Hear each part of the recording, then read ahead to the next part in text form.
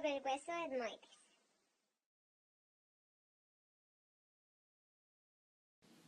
El etmoides es un hueso impar mediano y simétrico. Está situado en las porciones anterior y media de la fosa o piso anterior de la base del cráneo, por delante del esfenoides y por detrás de la incisura etmoidal del frontal. Contribuye a la formación de las cavidades orbitarias y nasales. Su posición anatómica está colocada hacia arriba y horizontalmente en la cara del hueso, que se presenta numerosos orificios, hacia adelante la eminencia triangular de dicha cara.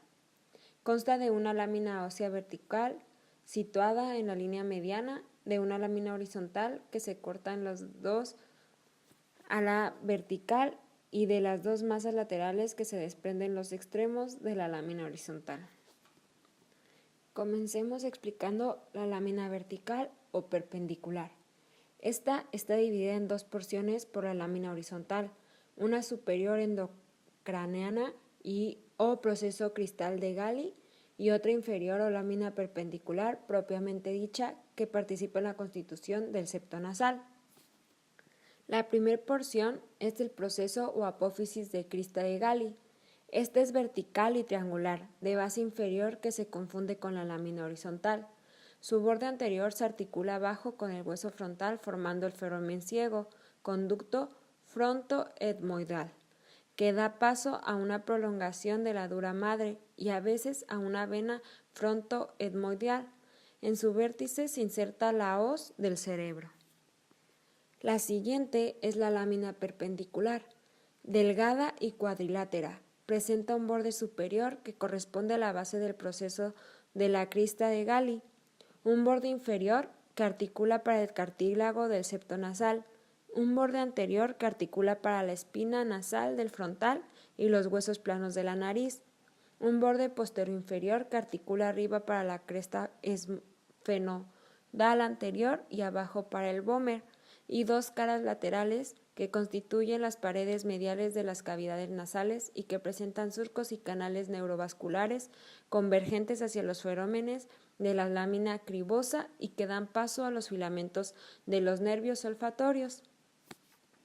Después continuamos con la lámina horizontal o cribosa. Esta es rectangular, alargada de adelante hacia atrás y articular a los lados para la incisura o escotadura etmoidal del frontal. Y a esta también se le describen dos caras. La cara superior, que está dividida por la crista de Gali en los surcos o canales olfatorios, anteposteriores en los que se apoyan los bulbos olfatorios o olfativos y con numerosos orificios que dan paso a los filetes del nervio olfatorio.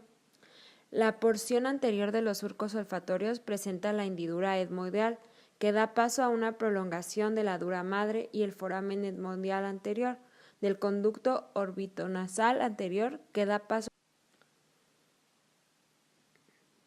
a la nosociliar o nasal del nervio olfámico y a la arteria etmoidal anterior o colateral de la oftálmica, y su cara inferior, que constituye una porción del techo o bóveda de las cavidades nasales. Por último, a este hueso se le describen los laberintos etmoidales o masas laterales. Estas están interpuestas entre la cavidad nasal por dentro y la orbitaria por fuera, de forma cuboidal, y se le describen 6 caras. La número 1 es la cara anterior, que esta es articular para el hueso lagrimal, con el cual constituyen las células o las celdas etmoido-lagrimales.